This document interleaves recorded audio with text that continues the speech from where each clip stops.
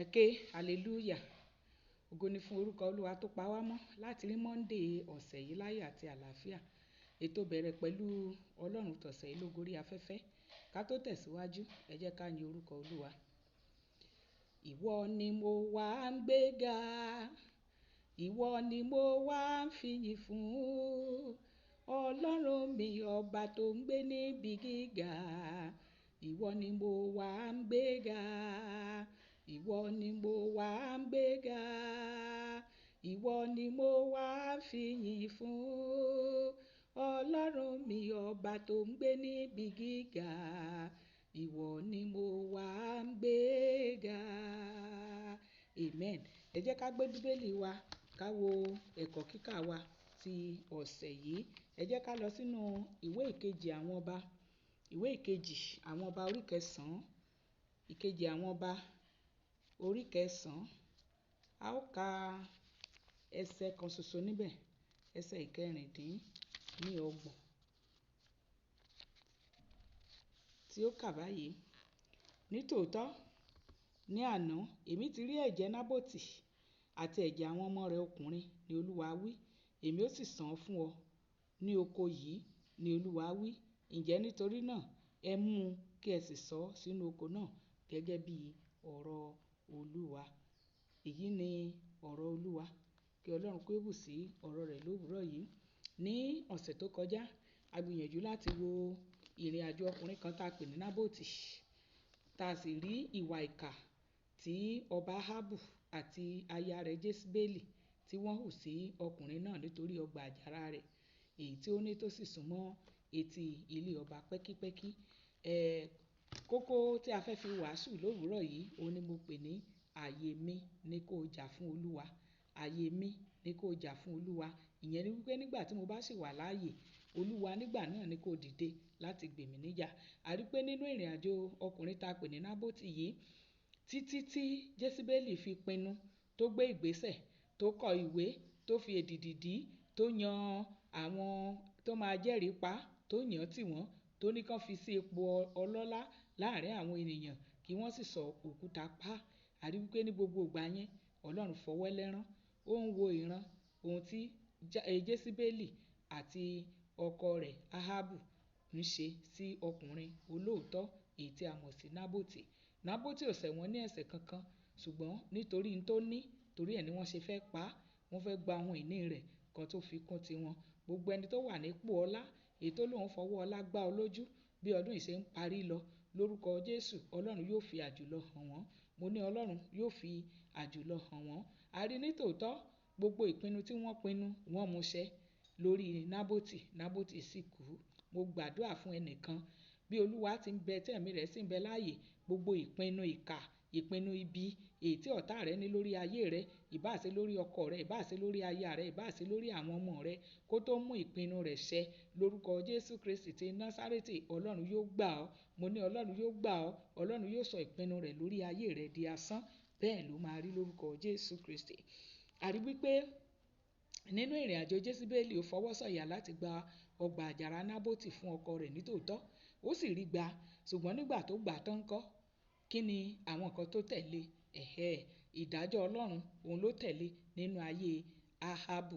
A rí wípé ní kété tó gbọ́ wípé Nábótì ti kú, kò kúkú béèrè irú ikú tó pa á. Kò béèrè wípé kí ló sáré pa Nábótì. Èyí tó kàn wà lọ́kàn rẹ̀ náà ni pé láti tẹ́ ìfẹ́kúfẹ̀ẹ́ rẹ̀ lọ́rùn, láti jogún ọgbà èyí tí kìí ṣe tirẹ̀, láti jogún ọgbà èyí tí kìí ṣe ọgbà ìran rẹ̀. Ó kàn fẹ́ gba nǹkan oní nǹkan kó gbà mọ́ tirẹ̀ nítorí ipò tó wà. Mo gbàdúrà lẹ́ẹ̀kan sí gbogbo ẹni tó fẹ́ fọwọ́ ọlá gbá ọ lójú, tó lóun ó fàyè hàn ọ́ lórúkọ Jésù, Ọlọ́run yóò fi ọ̀nà ọ̀run hàn wọ́n. Mo gbàdúrà fún ọ ni, mo ní Ọlọ́run yóò fi ọ̀nà ọ̀run hàn wọ́n lórúkọ Jésù Kristi. A rí pé ní kété tí Áhábù gbọ́ wípé Nábótì kú, bó ṣe sọ̀kalẹ̀ sí ọgbà àjàrà Nábótì nìyẹn láti lọ jogún rẹ̀. Ṣùgbọ́n Ọlọ́run wa, arínúróde olùmọ̀ràn kan, Ọlọ́run tó mọ ohun tí ènìyàn ṣe nínú òkùnkùn, èyí tó sì ń san ẹ̀san rẹ̀ fún wọn ní gbangba. A rí wípé kété náà ló gbé wòlíì Èlíjà dìde láti lọ pàdé Áhábù nínú ọgbà àjàrà Nábótì. Nípasẹ̀ ìdájọ́ tí Ọlọ́run ṣe fún un, tá a bá padà lọ sí ibi tí a ti kàwé lọ́sẹ̀ tó kọjá, ìkíní àwọn ọba orí 21 yẹn, ẹ jẹ́ ká mú láti ẹsẹ̀ ní ogún síwájú díẹ̀ ká wo ìdájọ́ èyí tí Ọlọ́run ṣe. Ó ní ọ̀rọ̀ Ọlọ́run sì tọ̀ Èlíjà ará Tisbi wá wípé dìde sọ̀kalẹ̀ lọ ìpàdé Ahabu ọba Israẹli tí ó wà ní Samaria. Wò ó wà ní ọgbà àjàrà Nábótì níbi tí ó sọ̀kalẹ̀ lọ láti jogún rẹ̀. Ìwọ sì wí fún pé báyìí ni Olúwa wí, ìwọ ti pa, ìwọ sì ti jogún pẹ̀lú. Ìwọ sì wí fún pé báyìí ni Olúwa wí pé ní ibi tí ajá gbé lá ẹ̀jẹ̀ Nábótì tí ni àwọn ajá yóò lá ẹ̀jẹ̀ àní ẹ̀jẹ̀ tirẹ̀. A rí wípé ní kété náà ni Ọlọ́run gbé ìgbésẹ̀ láti wọn ìdájọ́ tó tọ́ àti èyí tó yẹ fún Ahabu. Ṣùgbọ́n nǹkan kan ni mo sọ ní ọ̀sẹ̀ tó kọjá, ìpinnu tá a bá ṣe lónìí, ẹ jẹ́ á rántí wípé àṣepinnu yìí nítorí ayé wa nìkan. Ẹ jẹ́ á máa rántí àwọn ọmọ wa. Àṣìṣe tí Ahabu ṣe kò kó bá òun nìkan ṣoṣo, ṣùgbọ́n ó kó bá gbogbo àwọn ọmọkùnrin àti ẹrú àti òmìnira nínú ilé rẹ̀. Òun ni Ọlọ́run ṣe ìlérí láti ké kúrò. Bó tilẹ̀ jẹ́ pé ó rẹ ara rẹ̀ sílẹ̀ níwájú Ọlọ́run, ìyẹn ò mú ìjìyà yẹn kúrò. Ọlọ́run kàn sọ wípé òun sún ọjọ́ ìjìyà rẹ̀ síwájú ni de ọjọ́ ọmọ rẹ̀, wípé nígbà tí ó bá tó àkókò ọmọ rẹ̀, òun ó mú ibi náà bá ilé Ahabu. Mo sáré kọ àwọn ìdájọ́ yẹn síbì kan níbí, ẹ jẹ́ n kà fún wa níkọ̀ọ̀kan. Ìdájọ́ àkọ́kọ́, Olúwa wípé níbi tí ajá ti lá ẹ̀jẹ̀ Nábótì, níbẹ̀ ni ajá yóò ti lá ẹ̀jẹ̀ Ahabu. Ìkejì, ó ní Ọlọ́run yóò ké gbogbo ọ̀dọ́mọdékùnrin àti ọmọ ọ̀dọ̀ àti òmìnira kúrò nínú ilé Ahabu. Ẹ wo ẹ̀kẹta, ó ní àwọn ajá yóò jẹ òkú Jesibeli. Ìkẹrin, àwọn ènìyàn Ahabu tó bá kú ní ìlú, ajá yóò jẹ òkú wọn. Àwọn tó bá jẹ́ ènìyàn rẹ̀ ìbátan Ahabu tó bá kú ní ìlú, ajá yóò jòkú wọn. Ó ní àwọn ènìyàn rẹ̀ tí ó kú ní ìgbẹ́ ni àwọn ẹyẹ ojú ọ̀run yóò jẹ.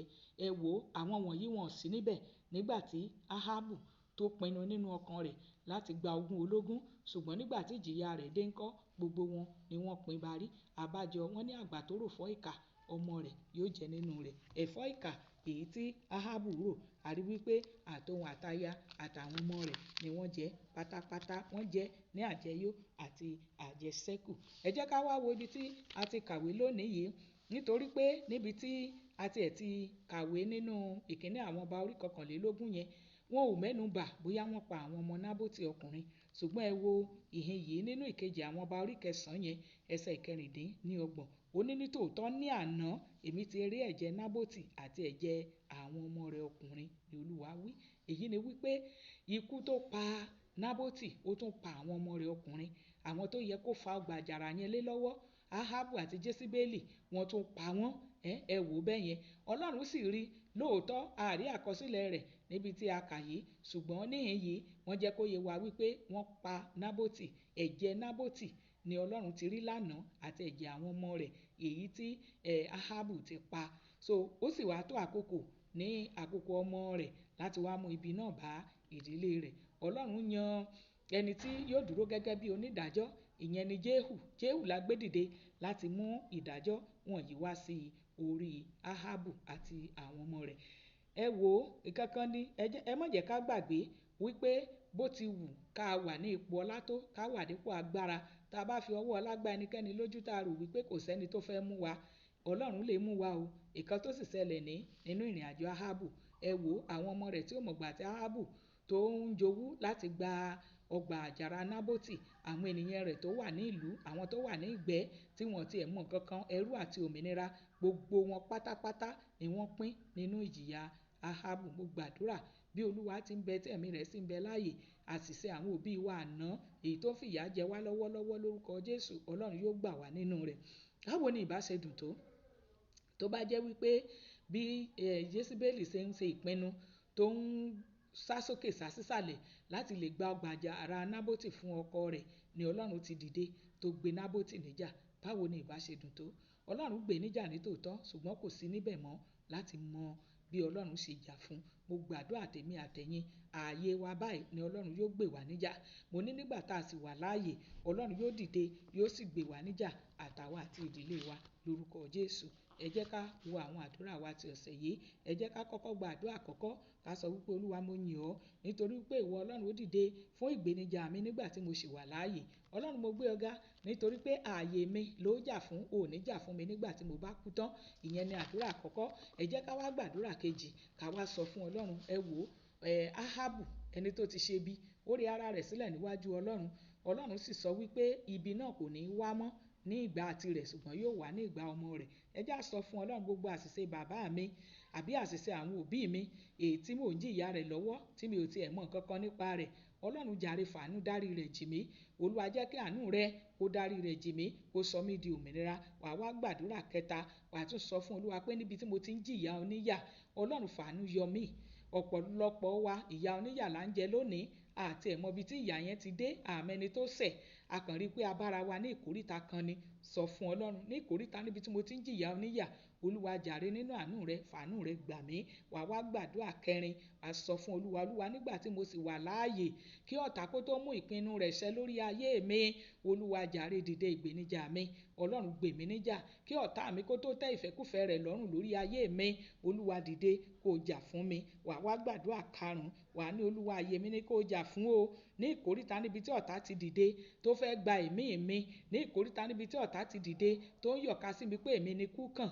Mo kà nínú ọ̀rọ̀ rẹ wípé ìwọ yóò fi ènìyàn dípò wa, ó sì fi ẹ̀mí dípò ẹ̀mí wa. Ọlọ́run jàre gẹ́gẹ́ bí ọ̀rọ̀ rẹ. Olúwa ní ìkóríta níbi tí ọ̀tá ti dìde láti gbẹ̀mí mi, Olúwa jà fún mi nígbà tí mo wà láàyè. Jẹ́ kó fi ẹ̀mí ara rẹ̀ dí kí n wà láàyè tọmọtọmọ tọkọtọkọ. Wàá wá sọ fún Ọlọ́run, àdúrà kẹfà nìyẹn. Wàá ní Olúwa má jẹ́ kí n kú àkúrun. Ẹ wò ó, wọ́n pa Nábótì, wọ́n tún pa àwọn ọmọ rẹ̀ ọkùnrin. Ọlọ́run jàre má gbà fún ọ̀tá láti mú mi kú àkúrun. Olúwa gbè mí níjà lọ́nàkọnà, Olúwa gbè mí níjà. Bẹ́ẹ̀ ló dẹ̀ máa rí. Ẹ já wá dúpẹ́ lọ́wọ́ Ọlọ́run pé Ọlọ́run ṣe nítorí pé ẹ ti gbọ́ igbe àti ẹ̀bẹ̀ wa. Bẹ́ẹ̀ ni yóò sì rí. Ẹ já sáré kọrin yìí nígbà tí mo fẹ́ gbàdúrà fún wa. Ó ní ààyè mi ni ó jà fún o Jésù. Ààyè mi ni ó jà fún o Jésù. Má ṣe jà fún mi bó ti jà fún Nábótì. Òkú Nábótì ló jà fún lọ́jọ́ yẹn. Ààyè mi ni ó jà fún o Jésù. Orúkọ Jésù, orúkọ Jésù, orúkọ Jésù. Mo gbàdúrà fún ọ lówùúrọ̀ yìí bí ọdún yìí ṣe ń parí lọ. Lórúkọ Jésù Kristi ti Násárẹ́tì nígbà tó sì wà láàyè, Ọlọ́run yóò dìde yóò gbè ọ́ níjà. Gbogbo ogun kógun èyí tó dìde sí ọ láti January, ogun tó ní kó fògo nìṣó, ogun tó ní wípé àfi tó bá wọ sàréè ohun ò ní dẹ̀yìn lẹ́yìn rẹ. Mo kéde mo pàṣẹ wípé nígbà tó sì wà láàyè, Ọlọ́run yóò dìde yóò gbè ọ́ níjà. Mo ní Ọlọ́run yóò dìde yóò gbè ọ́ níjà. Ẹnikẹ́ni tó yọ̀ka sí ọ pé ìwọ ni kú kàn lórúkọ Jésù yóò gbakú rẹ kú o. Mo ní yóò gbakú rẹ kú. Abárẹ́nikẹ́ni tó ti torí ohun rere ògo ayé rẹ tó gbógun tì ọ́, ẹnikẹ́ni tó ti torí àṣeyọrí rẹ tó dìde ogun tì ọ́, tó lóun ò ní jẹ́ kó o ní àṣeyọrí yẹn títí dalẹ́, lórúkọ Jésù irú ẹni bẹ́ẹ̀ kó sọ ẹ̀mí rẹ̀ nù lójijì. Irú ẹni bẹ́ẹ̀ kó sọ ẹ̀mí rẹ̀ nù lójijì kó wà lálàáfíà. Bẹ́ẹ̀ ló máa rí. À ń ti ń súnmọ́ òpin ọdún ti ń súnmọ́ wa. Mo gbàdúrà àtèmi àtẹ̀yin lẹ́kùn ọdún 2024 kò ní tì mọ́ wa. Àtèmi àtẹ̀yin àtohun gbogbo tí Ọlọ́run yọ̀ǹda fún wa àti ìdílé wa lápapọ̀. A ó ré kọjá wọ 2024 láyọ̀ àti àlàáfíà láì farapa àti láì fẹ̀mí pa. Bẹ́ẹ̀ ló máa rí. Mo wá gbàdúrà fún ibikíbi tí ẹ̀tọ́ rẹ kù sí nínú ọdún yìí lórúkọ Jésù láàrin ọ̀sẹ̀ méjì tó kù kí ọdún yìí kó lọ sópin. Ọlọ́run yóò gbà lé ọ lọ́wọ́. Ó ti rí bẹ́ẹ̀ kò ní yí padà. Gbogbo ìrìn àjò tó wá kù tí wàá rìn nínú ọdún yìí lórúkọ Jésù kò ní méwu dání. Ó ti sọ wípé òun yóò pa àlọ́ àti àbọ̀ rẹ mọ́ láti ìsinsìnyí lọ àti títí láéláé. Ọ̀rọ̀ Ọlọ́run yẹn yóò ṣẹ mọ́ ọ lára, yóò ṣẹ mọ́ ìdílé rẹ lára. Bẹ́ẹ̀ ló máa rí. Ẹ̀jẹ̀ Jésù ti ṣèdìdí rẹ̀. A ó jọ máa yin Ọlọ́run. Ọlọ́run kó gbọ́ àdúrà wa. Jésù Kristi Olúwa wa. Àmín, àmín, àmín lórúkọ Jésù.